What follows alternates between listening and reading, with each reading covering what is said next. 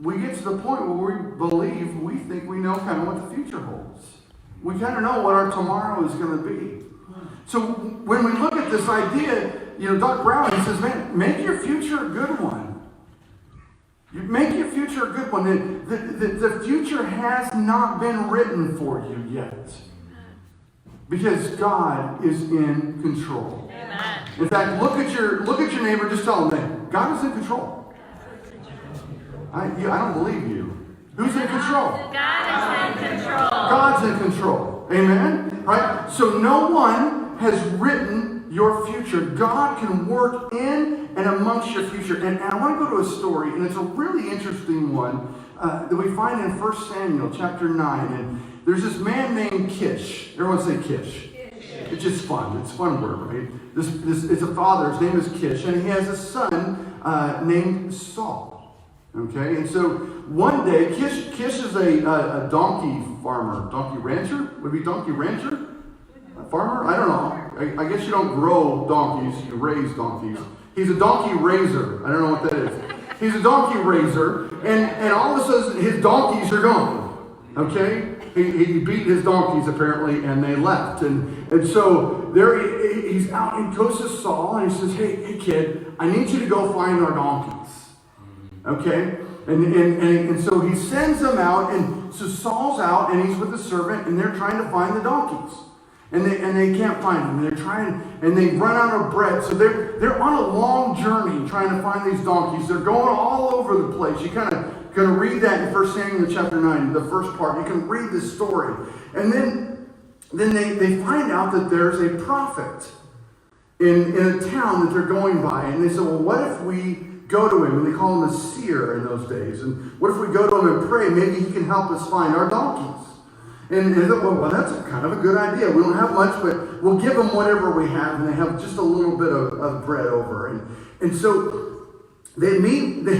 They meet the prophet, and the prophet invites them to dinner and gives them the head of the dinner, right? So the head of the table, and gives the best stuff. In fact, the prophet had set aside a portion of meat, like the best piece of the cow, or whatever their sheep. They weren't eating donkeys, but sheep or whatever, right? So get the donkeys out of your mind at the meat part, but he gives them the best. And I don't know about you, but Saul's probably going, this is weird. I haven't eaten anything but stale bread.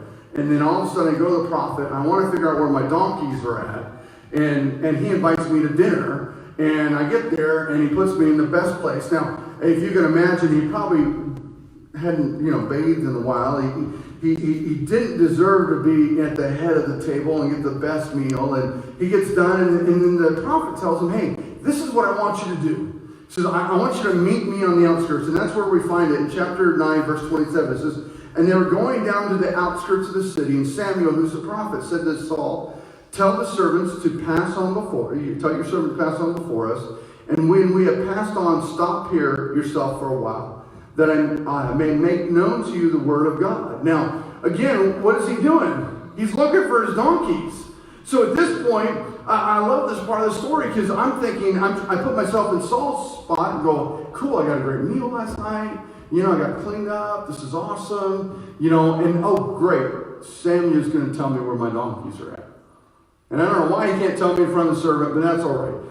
But that's not what Samuel does. It says, then Samuel took a flask of oil and poured it on his head and kissed him and said, has not the Lord anointed you to be prince over his people Israel? Great Scott! If you know the movie, right? Like, wait, I was here for donkeys, and now you're telling me I'm the prince. I'm going to be the king of Israel. Is that not the weirdest story, or one of the weirdest stories you've ever? Has not God anointed you to be the prince of Israel? What a cool opportunity! What a cool moment! I keep looking at it and going, that's amazing. That's amazing. I'm going in one complete direction, and then God pumps the brakes and says, nope, we're going over here. Right. Amen. A massive difference. Hey, Saul, don't worry about the donkeys anymore. I got something better for you. I got something bigger for you. You see, because God is in control. Right. Can I rewind a little bit? Do you know why the donkeys got lost? God was in control. Amen. That's a horrible situation. Think about it. Kish goes out and goes, my donkeys are gone. My whole livelihood's gone. Right? He starts probably cursing. Saying, oh my word, I can't believe, God, why would you do this to me? God, don't you love me? And then he sends Saul and his servant out, and they're spent days and days and days. That all their bread, all their provisions are gone. And they've been walking, again, they're not getting in the car. They don't got the pickup truck with the trailer behind them. They're walking everywhere trying to find these donkeys.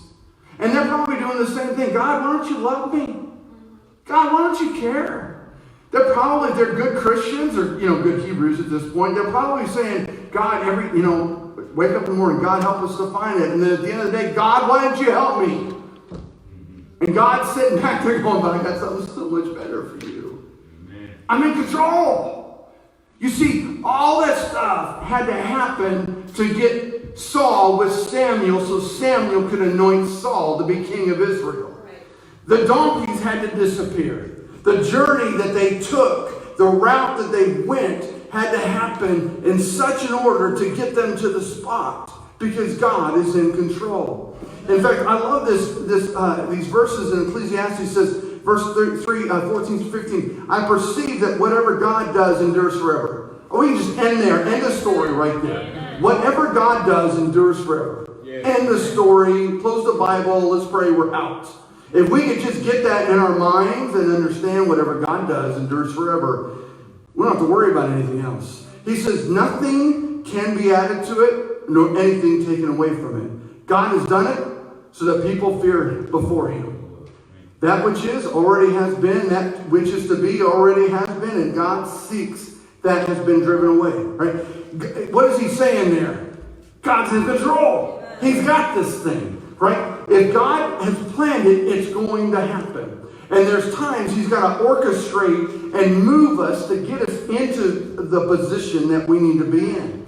Because we are a stubborn people. And there are things, because it would have been a lot easier, I think, if God would have sent Saul an email and said, hey, this is what I need you to go. I need you to go to Samuel and he's going to anoint you as king. Wouldn't that have been nicer? Wouldn't that be, no? Am I the only one to think that? Wouldn't it have been nicer if God would have sent an angel even to Saul and say, hey, go on a journey, and your journey is going to take you this direction, and it's not going to be very far. Instead of going out and about, you're going to go directly there, and Samuel's going to... No, he knew Saul was stubborn. And he knew what he needed to do to get him there. And in my own life, I've been stubborn. Anyone else? Amen. The reason I am here today is because I was stubborn and God had to break me down to my knees to get me to Chicago. He gave me dreams. 2 dreams. Very, very vivid dreams about coming to Chicago. But that wasn't enough for me. He had to destroy me. He had to destroy the best friendship I had had. Make me not eat for a month. Lose weight. He had to tear me down because he knew I was too stubborn. So I got to break you. If I would only know God's in control. God is in control. We got to understand that. And so when these things are happening in our lives and we don't know why, we have to understand God is in control. And sometimes we deal with things so he can get us in the right position. So he can get us there. I'll be honest with you, I wish I still lived there. I wish I still lived in Yakima. I love Yakima. We have so many friends there, so many individuals. My family's close there. I love the mountains. I love everything about that place. But God knew he needed me here. And he knew what it would take to get me here. And he had to take me to the darkest place in my whole life to get me here. And I am so thankful for that. You're like, how can you say that? Because I know God is in control. And I know I'm stubborn. But see, not only do we need to understand that God is in control, we need to understand that we should not fear the future. We shouldn't have any fear of the future. We shouldn't be worried, well, what's going to happen and how is this going to work? In fact, Luke chapter 12, verse 25, this is one of those things most people know in the Christianity. Who of you by worrying can add a single hour to your life? All right. It is true. We can't worry about our future. Because, number one, it's going to happen. Ain't nothing you do about it. And if you understand point one, which is God is in control, if you understand that, then why do you fear the future? Why do you fear what's next? What's going to happen next? Because if God is in control, then my future is going to be okay. Because I believe He is a good Father. I believe He is a creator of all things. I believe He can handle all things. All my mistakes, all my failures, all my success. He can handle all that and He can put it together. So I don't fear the future. I don't fear what's going to happen. Why? Because God is in control. I put my faith in God. Yes. Amen. It's not going to help me anywhere. I can spend my whole life worrying about it, but it's not going to help me. But if I understand God is in control, then what do I have to fear? But not only that, I think we need to understand that God may be on the move in your life. Yeah. Okay? Listen to this real quickly. Esther chapter 4, verse 14. Another one of those really cool stories. I don't have time to tell you all about Esther. But Mordecai, her relative, says to her at one point when she's wondering, why am I where I'm at? He says, who knows whether you've not come to the kingdom for such a time as this? Who knows if you've not been anointed queen for such a time as this? Who knows if you're not at the Crossroads Church right now for whatever purpose for such a time as this? Who knows if your grandkids are living with you for such a time as this? Who knows if you're struggling with this or that for such a time as this? God may be on the move, and He's positioning you in the correct spots. Do you understand me? Do you understand what I'm saying? God is in control. Now, what I don't want you to think about is God just moving. We're not a chessboard. I don't want you to gifts that I've given you, talents. I've done all these things behind the scenes, and when you failed, guess what? I've covered that failure, and I've moved on, and so now I can use what you've learned from that moment. And I've done this, and I've done that. Do you understand what I'm saying? And he begins to move. Who knows if you're not in a spot right now, or getting ready to get into the spot right now for something massive. Amen. Now, we know the end of the story with Queen Esther. She ends up saving Israel. What a cool story. Because she got appointed someplace. And throughout the Bible, we see these movements, these moments where God has moved in might and in power and moved. But who doesn't know if God is just positioning you right now? Because understanding God is in control. Right.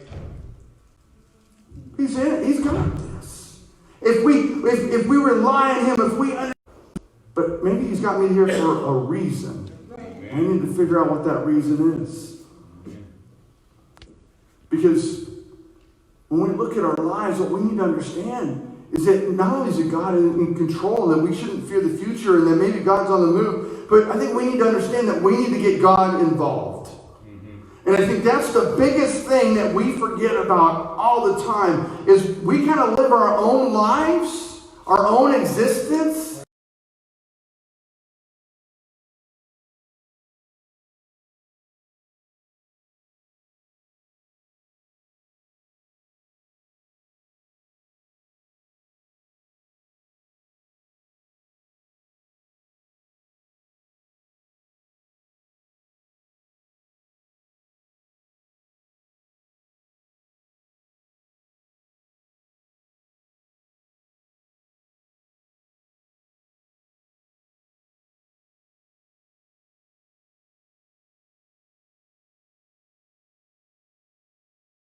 Going on. But he sends a servant and he gives him instruction.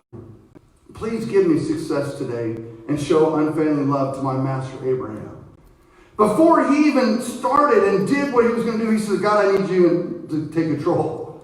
I need you to take control of this. I know what I need to do, but God, I'm not sure how to do it. God, I know it needs to be done, and I want to do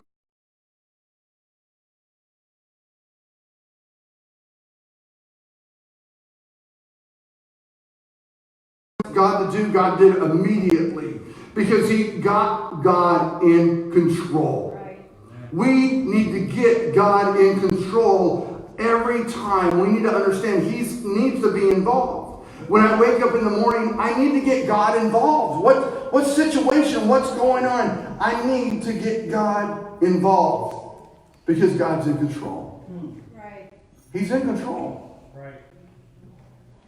And so why would I want to fight against God? Why would I want to go adversely? Why would I want to go the wrong direction? If I got God involved and said, God, I need you to show me. I need you to show me the path. What direction should I go? What direction, what path should I take? Because God, you're in control anyways. Yeah. Right. And if you're in control, I want to do what you want to do. I don't want to do what I want to do. Because can I tell you what happens when you do what you want to do? It messes things up. And eventually, it'll come around and God's plan will take place. Yeah. But a lot of times you deal with Sarah got tired, Abraham got tired of waiting around for God to do what he wanted her to do, so she gave him Hagar. And he slept with Hagar, and they had Ishmael. And Ishmael is now the Muslim nation, just FYI. That's a pretty massive curse against Israelites, amen? Right? Because they got around, but God still did what he had planned. He still had Isaac. And still followed.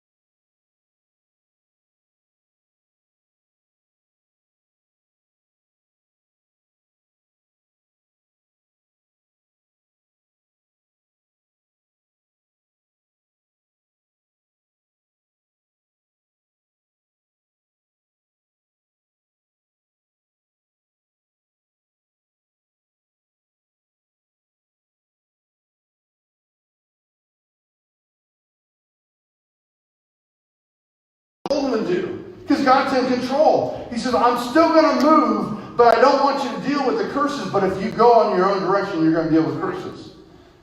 And we need to learn we can't blame God for the curses in our lives. Amen. Amen? Because we've done them our own, and we're going to have to pay. Whatever you sow, you will reap. Amen? God's plan will always happen. I don't care who you are. Right? Whatever he does endures forever. And if he has a plan, it's going to happen. But we can mess up the plan along the way and bring curses on our lives. Amen. But I don't know about you. I don't want any more curses on my life. Amen. I want to break some curses. I want to break some generational sins. I want to break some things. Because I want to allow God to be in control of everything I do. That before I take a step, I say, God, what is it that you would have for me to do?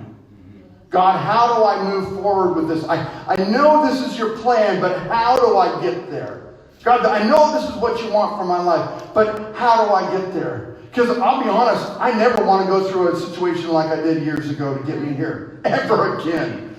I hope I learned my lesson from that. Like, never be stubborn. Because you know what? My future is not planned. Right. I can make it a good one with God. I can make it one if I involve him in everything. I can make it a good one. Or better yet, I can make it a God one. That's right. I can make it a God involved, engaged, in control future. That when I look back, I just look back in amazement and say, look at all the things God has done. Yes.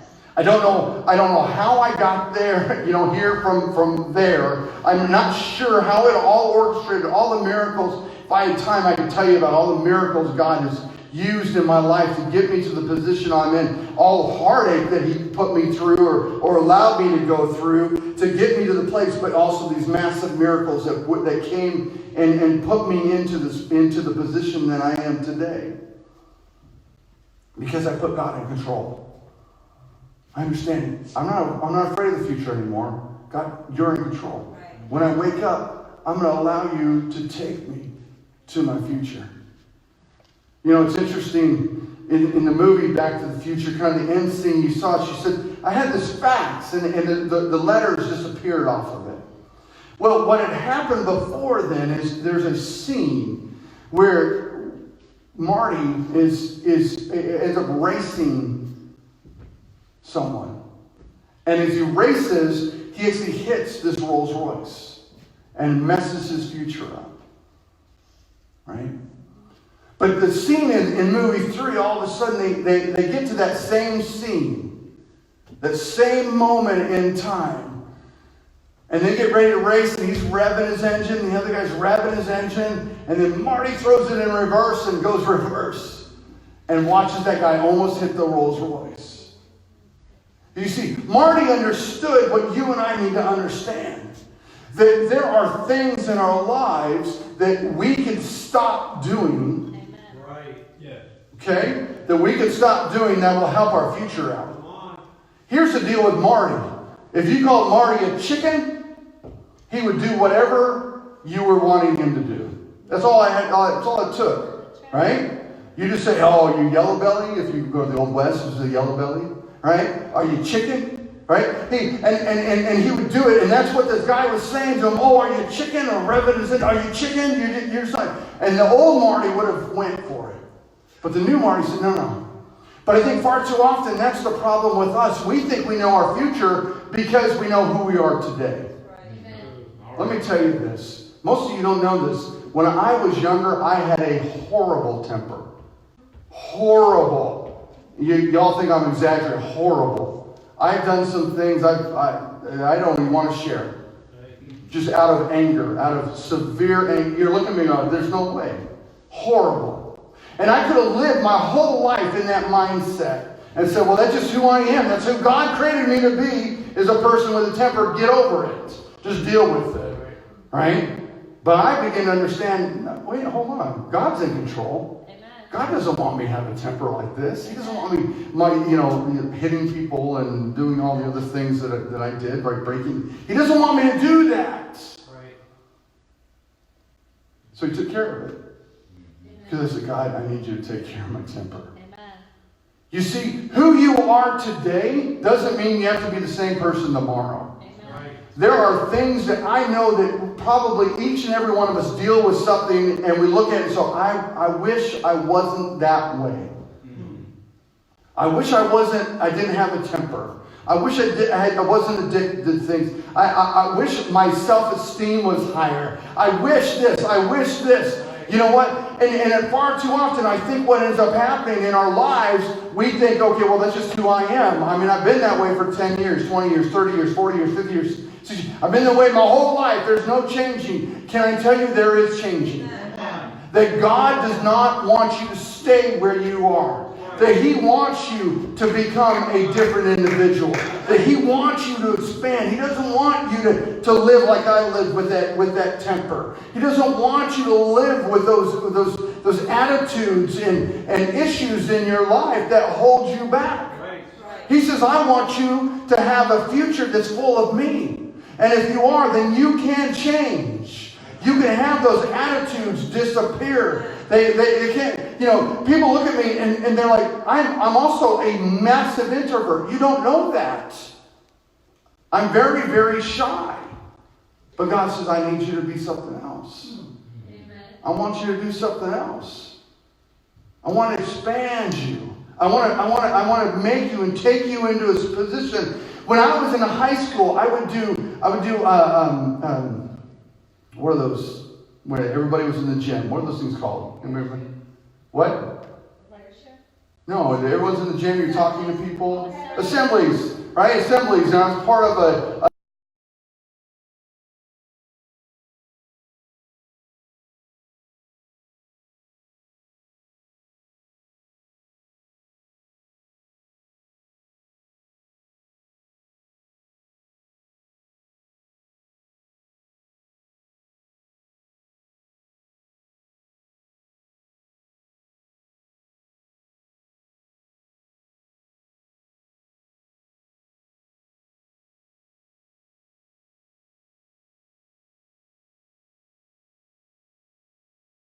I do.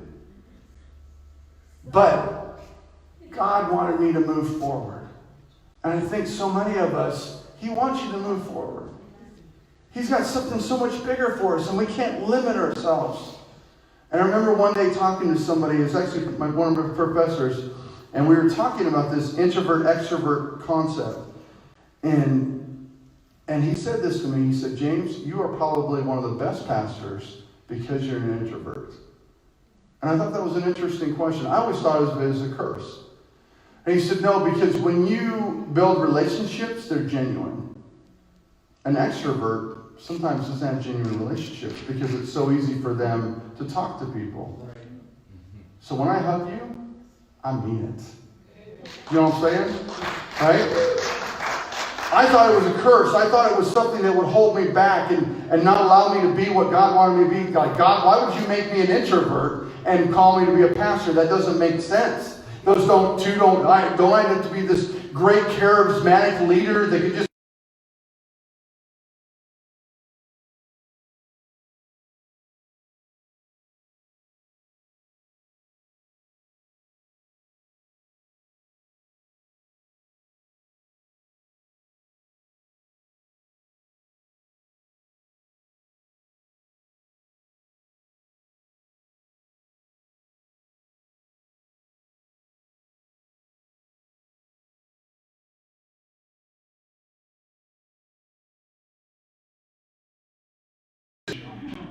the bullies in your life, give them to God. He'll take care of them. He really will. Believe it or not, it'll be crazy. You'll see things that'll happen. You're like, I don't even know how that happened. You'll find out your bullies all of a sudden become your best friends and come to accept Christ because you're praying for them all the time. And you're heaping curses on them. This is fiery coals on them. And before long, all of a sudden they've accepted Christ. You're like, I can't believe my bully became my best friend. Right? But when we look at our future, your future is not planned by anyone but God. And if we understand God is in control, our future will be a good future. Because we can look back and say, look at what God did. So would you stand with me as we close this morning? Father God, I give you praise and honor. God, as we look at our future, as we look at the plans that you have for us, Father God, it says that you have plans for our good, Lord God, that you love us, you call us according to your plans, your riches, your might. But God, I ask right now, if there be anybody here, Father God, that is dealing with their moment, their time and saying, man, I just, you know what, I think I know my future. It just feels like I don't have a future, or the future I have is always going to be, I'm always going to deal with anger. I'm always going to deal with jealousy. I'm always going to deal with these things. God, that you begin to break into their minds right now and remind them you're a good Father. And you are also their creator. And you created them and you made them. And that means that you can go in. God, you can go in their mind and work within their mind. You can work within their heart. You can soften it, Father God. You can change them and you can use, God, them for your glory. God, that their future is a bright future, Father God. Their future is a good future because you are in control. And God, we give you honor and thanks and we praise you for all things. God, we ask that you would be with us. God, that you would remind us who you are. God, and when we're struggling, when we're wondering about where we're at, we would say, God, I know you're in control. God, you got me here. I may have made it here myself. I may have made mistakes myself, but I know that you can use my mistakes and you can get me on the path that you want me to be on.